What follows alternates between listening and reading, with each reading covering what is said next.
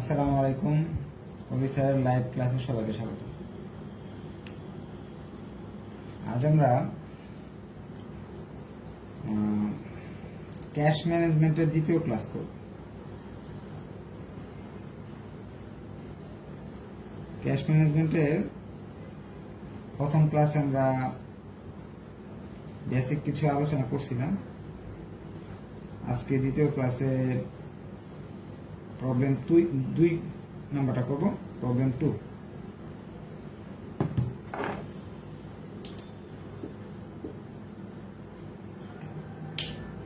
আমাদের এই অঙ্কগুলো করার জন্য আপনাকে কিছু বেসিক জানলে ভালো, না জানলেও চলে। কারণ এখানে 2-4টা সূত্র আছে, এগুলো বসায় দিলে অঙ্ক শেষ, 2-4 মিনিটেই শেষ, কঠিন কিছু না।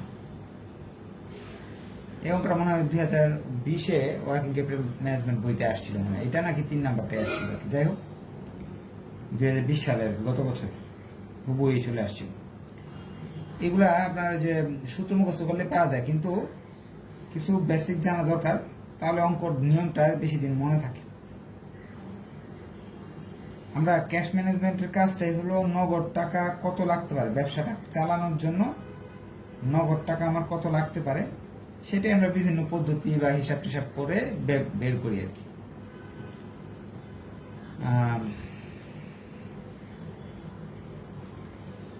এখন টাকা যদি নিতে যান, 2 ধরনের খরচ হয়, সব ক্ষেত্রে 2 ধরনের খরচ আমরা হিসাব করি, একটা ফিক্স, একটা ভেরিয়েবল। যেমন ধরেন একটা মাল দিয়ে বোঝাই, মজুদ মাল দিয়ে। ধরেন একটা আপনার ফ্যাক্টরি আছে, ফ্যাক্টরিতে ধরেন 10,000 মাল লাগে আপনার। এখন 10,000 মাল যখন অর্ডার করলে তো আপনার অবশ্যই এটা আনতে গাড়ি ভাড়া লাগে এবং কাগজপত্র বানাইতে গাড়ি ভাড়া লাগে। গাড়ি ভাড়া ধরে নেন 1,000 টাকা গাড়ি ভাড়া লাগে, ট্রাক ভাড়া। যখনই আপনি অর্ডার করবেন, যখন এই গাড়িটা দিয়ে নিয়ে আসবে, তখন আপনাকে ট্রাক ভাড়া লাগবে 1,000 টাকা। যদি 2 বার আনেন 2,000 লাগবে, 3 বার আনলে 3,000 লাগবে। হ্যাঁ, আরেকটা আছে, এটা হলো গাড়ি ভাড়া। আরেকটা আছে গুদাম খরচ, ধরে নেন গুদাম খরচ, গুদামে 2,000 টাকা লাগবে। এটা ফিক্সড।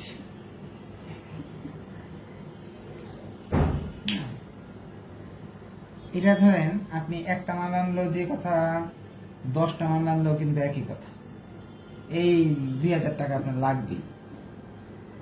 আর যখন এই 10,000 মাল যদি আপনি 2 বারে আনেন, তার গাড়ি ভাড়া বেশি লাগবে একবার না আনলে। এটা ভেরিয়েবল।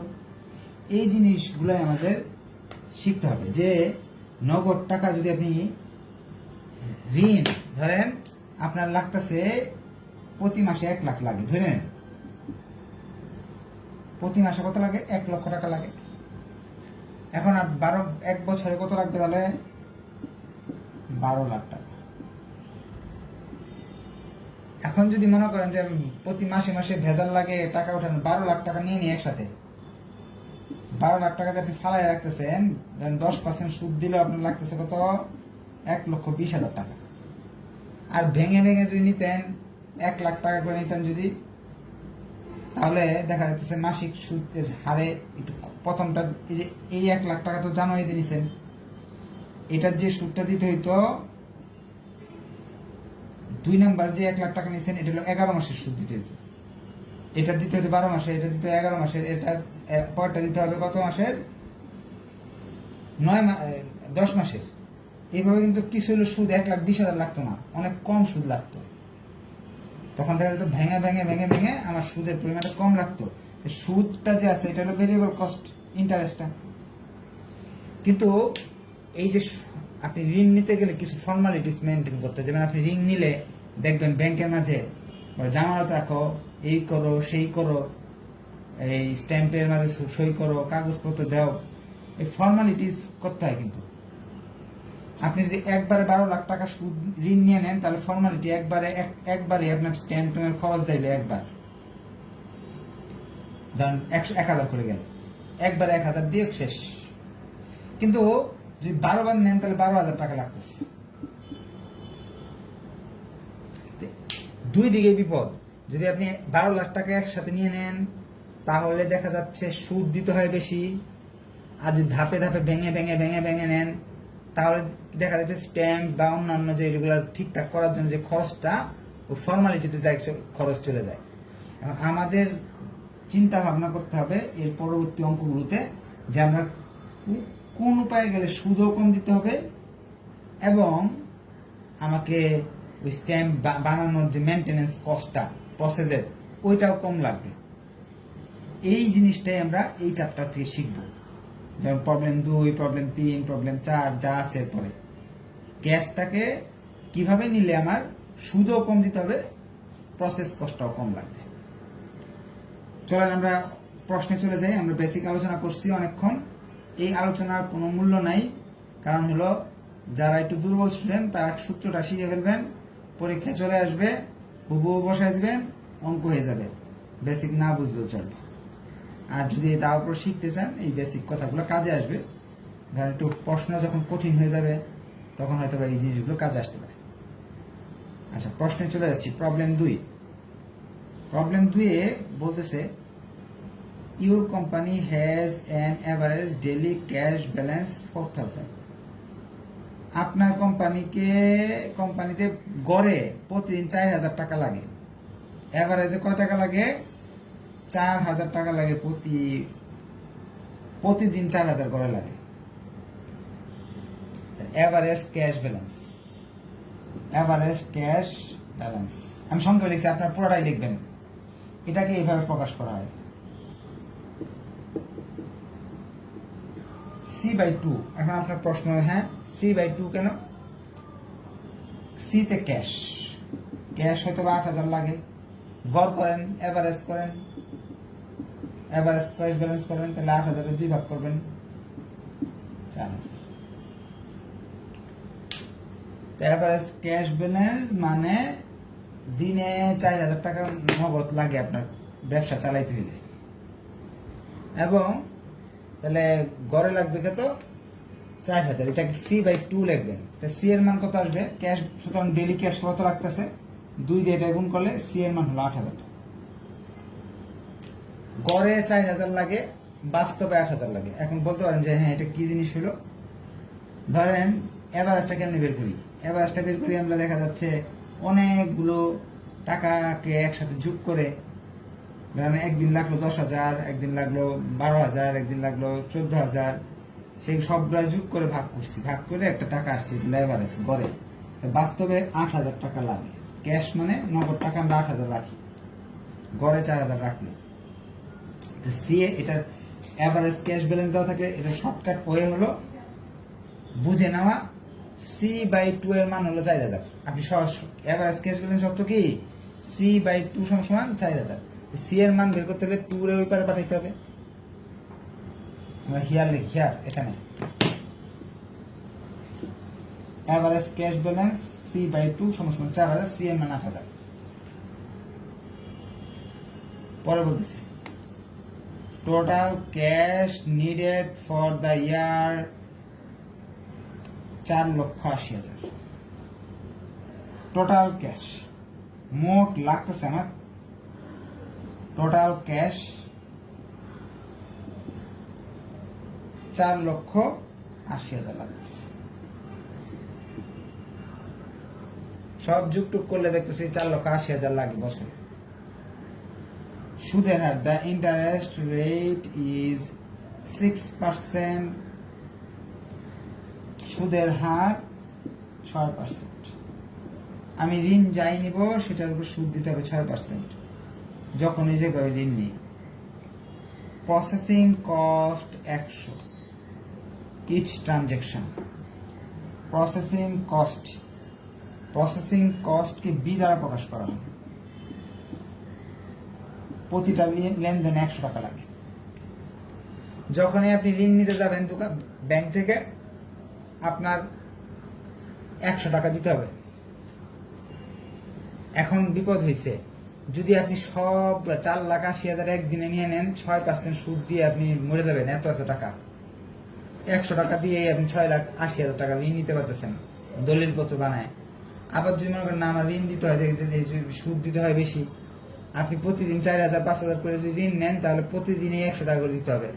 সেই হিসাবে দেখা যাবে সুদ, সেই হিসাবে দেখা যাবে দৈনিক 100 দিলে আপনার তো 360 দিনে হয়ে যাবে হলো আপনার অনেক টাকা। 360 গুণ 36,000 টাকা চলে যাবে এই দলিল পত্র বানাতে বানাতে।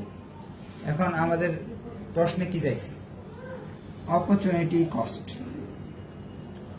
অপরচুনিটি কস্ট বলতে সুদের কথাটা বলা হইতেছে। অপরচুনিটি কস্ট আমি সংক্ষেপে লিখছি, আপনি পুরাটাই লিখবেন। অপরচুনিটি কস্ট সমান সমান C/2 × I। 4,000 টাকা যদি আমি ঋণ নেই, সুদ দিতে হবে 6%, অর্থাৎ 240 টাকা আমাকে সুদ দিতে হবে।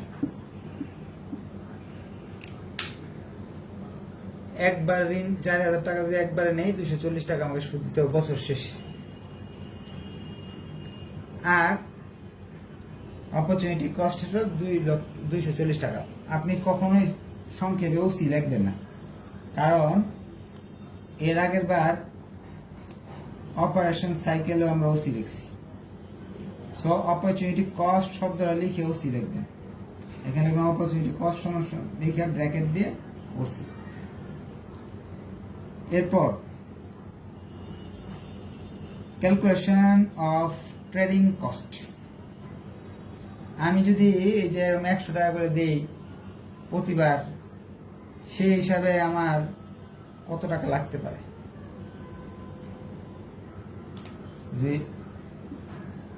ট্রেডিং কস্ট সিসি বলা হয়।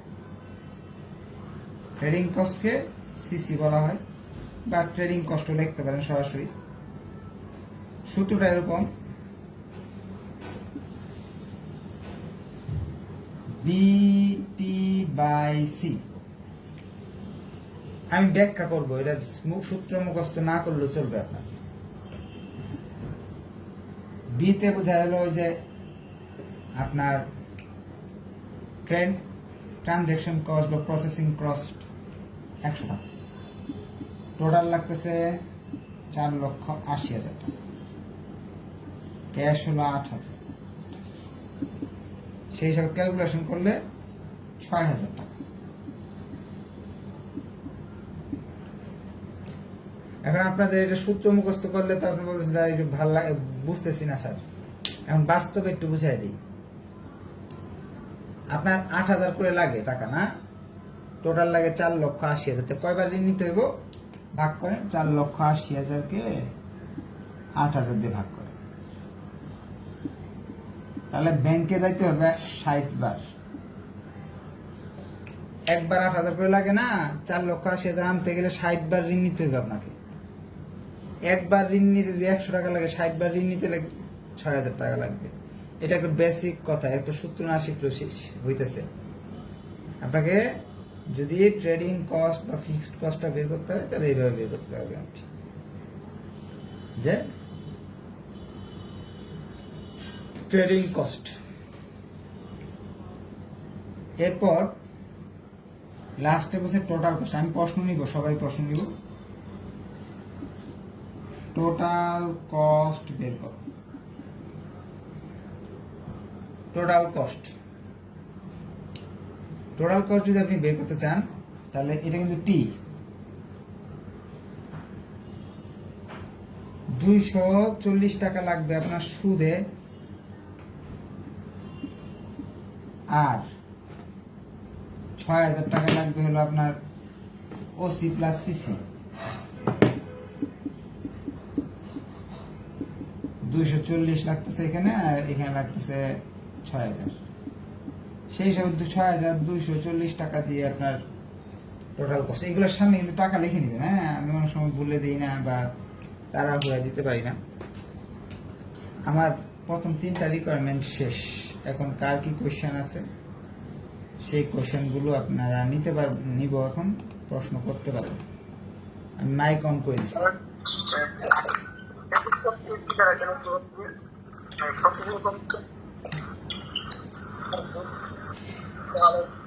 স্যার কাইন্ডলি পুরোটা আরেকবার রিভিউ করে আমি লাস্ট জয়েন করছি তো এই ব্যাংক একজন একজন করে প্রশ্ন করেন। এই একজন করে করেন না ভাই, সবাই একসাথে করলে তো বুঝবো না। হ্যাঁ বলেন, একজন বলেন। আচ্ছা, অসংখ্য ধন্যবাদ। সূত্রগুলো আমি লিখে দিয়ে দিব। আপনাদের মাঝে যদি এমন কেউ থাকে, ধরেন দুইটা অঙ্ক করাইলাম না, দুইটা অঙ্কের যে সূত্রগুলো হইলো, এই সূত্রগুলো একটা কাগজে লিখে ফেললেন, লিখে মেসেঞ্জার গ্রুপে দিয়ে দিলেন, তাহলে দেখলেন কতগুলো সূত্র হয়ে গেল, উপকার হয়ে গেল। আমার তো লিখতে সময় লাগবে। বলেন। হ্যাঁ, 100 টাকা। এই যে 100 টাকা, এই যে প্রশ্ন দেওয়া আছে, প্রসেসিং কস্ট আপনার প্রতিটা।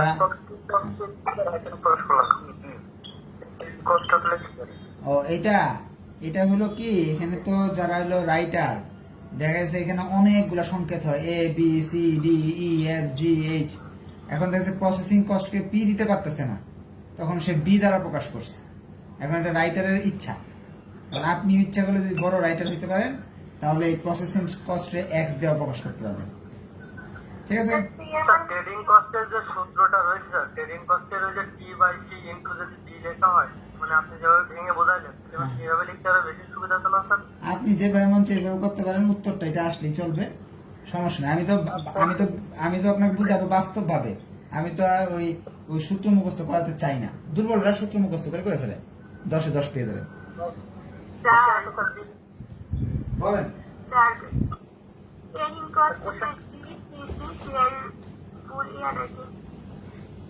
হ্যাঁ,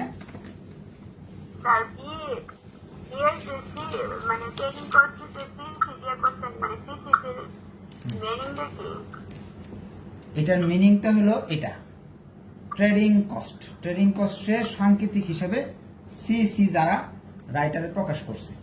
এখন আপনি চাইলে অন্য কিছু দিয়ে প্রকাশ করতে পারবেন, টিসি দিতে পারবেন না। কারণ কি, টিসি দেওয়ার কারণ নাই, এই যে টোটাল কস্ট টিসি হয়ে যাবে, টোটাল ক্যাশও টিসি হয়ে যাবে।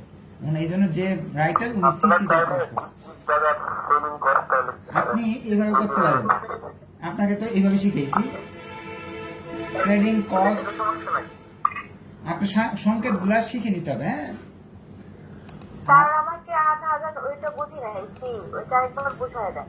আচ্ছা, ট্রেডিং কস্ট এবার লিখে এটা লিখবেন ব্র্যাকেটে। হ্যাঁ, আচ্ছা, এখন আপনাদের যেটা বলছিলাম, এই শীটের এই যে অঙ্কটা, এটা কিন্তু বইতে খুঁজে পাওয়া খুব কঠিন। অনেক সময় বই পাওয়া যায়, অনেক বইতে নাই। এটা কিন্তু ওয়ার্কিং ক্যাপিটাল ম্যানেজমেন্ট 2022 সালে 10 নম্বরের জন্য ছিল। এত ছোট্ট একটা অঙ্ক, এই যে গত কয়েকদিন আগে যে পরীক্ষা হলো, শীট থেকে কমন ছিল হুবহু 10 নম্বরের জন্য। এই জন্য শীটের সবগুলো অঙ্ক আপনারা করবেন, কোনোটাই মাফ দিবেন না। হ্যাঁ, এরপরে বই থেকে 2-4টা অঙ্ক করবেন। আচ্ছা, যাই হোক, আমরা এখানে একজন বুঝে নেই ক্যাশের বিষয়টা। বলছে এভারেজ ক্যাশ গড়ে 4,000, তাহলে আসলে কত? আসলটা বের করতে হলে গড় হলো সি, এভারেজ ক্যাশের মানে হলো সংকেত হলো C/2, 4,000। তাহলে ক্যাশ হবে কত? তাহলে নগদ টাকা কত হবে? এটা দিয়ে এটা গুণ 8,000। এভারেজ ধরতে বোঝায় কি দৈনিক 4,000 লাগতেছে, কিন্তু আসলে আমার গড়ে যায় 4,000 হয়েছে, দেখা গেছে 4,80,000 টাকা টোটাল। সেই হিসাবে যদি আমি দৈনিক হিসাব করতে চাই, একটা শুক্রবার শনিবার বা কাজ কর্মদিবস বাদ দিয়ে আমি দেখতেছি 4,000 টাকা আমার দৈনিক লাগে বা গড়ে, তাহলে গড় ছাড়া বের করতে 4,000 টাকা আপনার 8,000 টাকা হবে। আর কি, এই 2 দিয়ে এটা গুণ করতে হবে। যখন অ্যাভারেজ বলবে C/2, এটা চিহ্ন C/2। আর ক্যাশ বের করতে হলে এই 2 দিয়ে এটা গুণ করবে। তাহলে 3টা অপশনে আমাদের শেষ হয়ে গেল। ভিডিও সেভ থাকবে, আপনি ইচ্ছা হলে আরো 10 বার দেখতে পারবেন, কোনো সমস্যা হবে না। এখন এর পরের অংশে চলে যাচ্ছি আমি। হ্যাঁ, বলতেছে comment on your companies cash strategy. তুমি তোমার কোম্পানির নগদের যে স্ট্র্যাটেজি আছে, কৌশল আছে, এটা হ্যাঁ, একটু এটার সম্বন্ধে একটু কমেন্ট করো। এখন কমেন্ট করতে গেলে বৈজ্ঞানিক পদ্ধতিতে জানতে হবে যে সত্যি সত্যি আমাদের ক্যাশ কি 8,000 হইলে ভালো হইতো, নাকি অন্য কোনো টাকা আমি ক্যাশ নিলে ভালো হইতো। যেমন আমি এখানে ধরতেছি প্রতিবার ঋণ নিব 8,000 করে ঋণ নিব, আমার 1 বছর চালাইলে এই টোটাল এই খরচগুলো লাগতেছে। হ্যাঁ, এভাবে এই খরচগুলো প্রতিবার যায় 8,000 করে ঋণ নিব, সুদ দিব 240 টাকা, এইভাবে প্রসেসিং কস্টে যায় এইভাবে পড়বে। এটা ভালো হবে নাকি অন্য কোনো টাকা যদি আপনি নিতে পারেন সেটা ভালো হবে? তাহলে বিজ্ঞান বলতেছে, সায়েন্টিস্টরা বলতেছে ক্যাশ বের করার সূত্র আছে। ক্যাশ বের করার সূত্রটা হলো এটা, 2BT by C I, 2BT by I. এটা হলো EOQ এর একটা সূত্র, মিতব্যয়ী ফরমায়েশপত্র। যারা ব্যাকগ্রাউন্ড কমার্স তারা জানেন আর কি, সবচেয়ে কম খরচে নগদ নেওয়ার বা মজুত পণ্য করার সূত্র এটা। 2 তো 2ই, বি এর মান হলো যে 100, টি এর মান হলো 2,40,000, আই সুদ, সুদের হার কয় পার্সেন্ট? 6%। এখন ক্যালকুলেটরের কাজ, আমার আর কোনো কাজ নাই, উপরে সবগুলার গুণ করলাম, আসতেছে 9,60,00,000।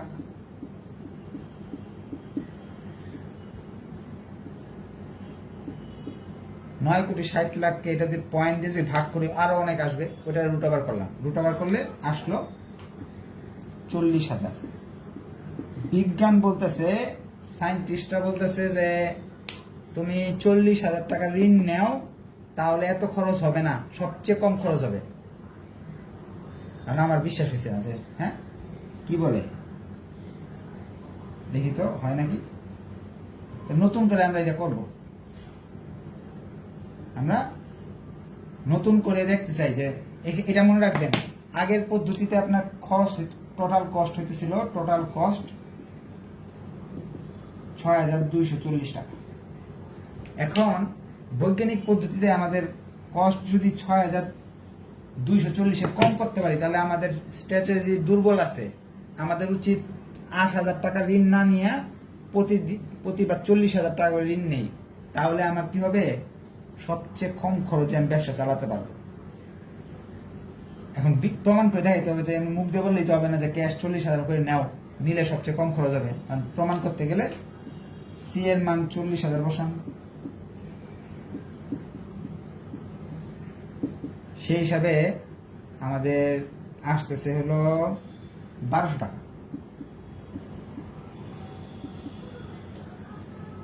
বি এর মান হলো কত আছে? 100। টি এর মান 4,80,000। সি এর মান, কিন্তু এই সি এর মান নাই, তো আগের বার নতুন সি এর মান 40,000।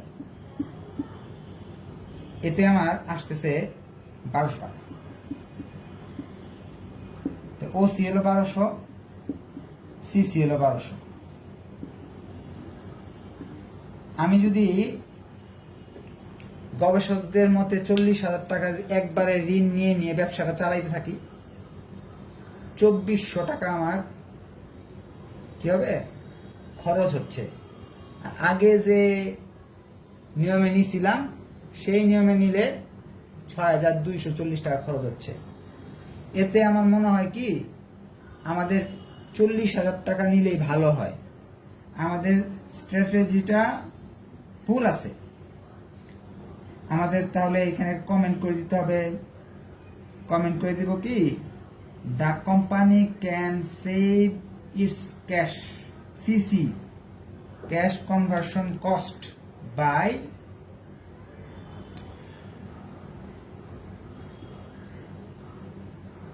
company can save cash conversion cost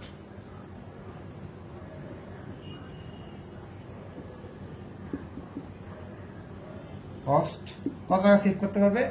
6240 থেকে 6240 মাইনাস 2400, 3840 টাকা। আপনি কমেন্ট যেমন মন চাইলে লিখতে পারেন যে কোম্পানির উচিত এইভাবে যাওয়া, তাদের স্ট্র্যাটেজি উইক আছে, ইচ্ছা করে দিতে পারেন। হ্যাঁ, আপনি আপনার ইচ্ছা মতো কমেন্ট দিতে পারবেন, কিন্তু আগে জানতে হবে অঙ্কটা কি, যে কেন উইক হইল। তাদেরটা উইক হইল কারণ তাদের নিয়ম অনুযায়ী 6240 টাকা খরচ হইতেছে। আর আমি যদি 40,000 টাকা নিতাম, 8,000 না নিয়ে 40,000 টাকা করে যদি ঋণ করি, সেই হিসাবে আমার টাকা আসতেছে মাত্র 2,400 টাকা খরচ করতেছে। তাতে আমার তো এইভাবে গেলেই ভালো হয়। তাহলে কমেন্টটা আপনি আপনার ইচ্ছা মতো লিখতে পারেন, যেটা মন চাই এটা লিখবেন, কিন্তু নিয়ম মাফিক লিখবেন। এখন আপনাদের কোশ্চেন থাকলে কোশ্চেন আমি নিব। স্যার একটা কোশ্চেন ছিল। হ্যাঁ, বলেন। স্যার আপনি বলছেন স্যার যে সংকেতগুলো লিখতে, স্যার আমরা তো ফুল মিনিং লিখি, সংকেত যদি না লিখে দিতে হবে তো আরো বেশি ভালো হবে তখন। স্যার ট্রেডিং এ সিসি দিয়ে দিচ্ছেন, আমরা সিসি না লিখে ট্রেডিং কস্ট। হ্যাঁ, লেখেন সমস্যা। স্যার সি এর মানটা 40,000 যে বের হয়েছে, 40,000 বের হওয়ার পর কি আমাদের আবার ওই পুরাটা অঙ্ক সি এর মানটা দিয়ে পরে তারপর কমেন্টে লিখতে হবে? না, তো আমরা প্রমাণ করতে পারতেছি না যে 40,000 টাকা যে মুখ দিয়ে বলে দিলাম 40,000 টাকা ঋণ নেও তাহলে ভালো হবে ব্যবসা। তা আমার অবশ্যই এটা প্রমাণ করতে হবে যে হ্যাঁ 40,000 টাকা দিয়ে পুরো অঙ্কটা আবার করলাম, করার পরে দেখা যাচ্ছে 2,400 টাকা আসে। আপনি ইচ্ছা করলে এত বড় না করে আরো শর্টকাট করতে পারেন। এই দুইটা সূত্রে এটাকে দুইটাকে একসঙ্গে লিখে ছোটখাটো করে 2,400 বের করে ফেলতে পারেন। আপনি চলে এই দুটা করলেন না, আপনি শর্টকাট করে ফেললেন, কারণ কি টোটাল কস্ট সময় নোট শেষে যে বের করলাম না ওসি আর সিসি, এই দুইটাকে আলাদা নোট করে দিলে হবে নাকি অঙ্কের মতো করতে হবে? আপনি যেভাবে মন চায় এভাবে করেন, শুধু প্রমাণ করে দেখবেন যে এটা টাকাটা কম লাগে। আপনি যদি লেখেন টোটাল কস্ট সমান ওসি প্লাস সিসি, লেখা এখানে এতটুকু লিখে দিলেন, সূত্র লিখলেন না, এই জিনিস এই ক্যালকুলেশনটা লিখে দিলেন, লেখা বের করে ফেললেন। আপনি যেভাবে মন চায় সেভাবেই করে শুধু প্রমাণ করতে হবে যে 40,000 টাকা যদি আমি ঋণ নেই তাহলে আমার খরচ সবচেয়ে কম হবে। প্রমাণ করে দিতে পারলে তাদেরটা ভুল আছে, আমাদের নতুন স্ট্র্যাটেজিতে যাওয়া উচিত। হ্যাঁ, আপনি এটা তাহলে এটা ডি নাম্বার রেকর্ডে পুরো অঙ্কটা আবার করতে হচ্ছে, তাই তো? হ্যাঁ, ডি নাম্বারে সম্পূর্ণ অঙ্ক আরেকবার করে প্রমাণ করে দেখাইতে হইতেছে। তার প্রবলেম হবে? হ্যাঁ, প্রবলেম হবে নাকি? প্রুফ না, কমেন্ট আপনি যে কমেন্ট করতে যান তা তো অবশ্যই আপনাকে তাকে বুঝাইতে হবে যে না আমার 40,000 টাকা ঋণ নিলে আমার খরচ কম লাগতেছে, তাতে তো প্রমাণ করে দেখাইতে হবে না যে কস্ট 2,400 টাকা। 40,000 দিয়ে আবার অঙ্কটা করে তাদের দেখাইতে হবে যে হ্যাঁ, সম্পূর্ণ অঙ্কটা আবার সি এর মানটা চেঞ্জ করে দেখাতে হবে। সি এর মান আগে আমরা জানতেছিলাম যে 4,000 টাকা করে ঋণ, 8,000 টাকা যদি ঋণ নেই আমার ব্যবসা করতে মাত্র খরচ হবে 6,240 টাকা। কিন্তু এই যে ধারণাটা আমার ভুল আছে। আমার আসলে ঋণ নেওয়া উচিত 40,000 টাকা। 40,000 টাকা যদি ঋণ নেই তাহলে আমার খরচটা কম পড়বে। এটা আমি তাদের ভুলটা ধরাই দিলাম।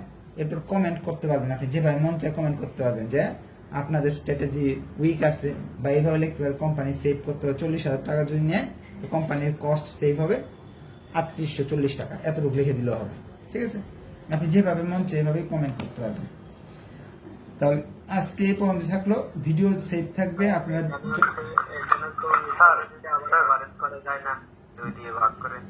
হ্যাঁ কমেন্টে কি 40,000 কে এভারেজ করা যায় না 2 দিয়ে ভাগ করলে? আপনি এভারেজ কেন করবেন? এভারেজ দরকার নাই আমাদের।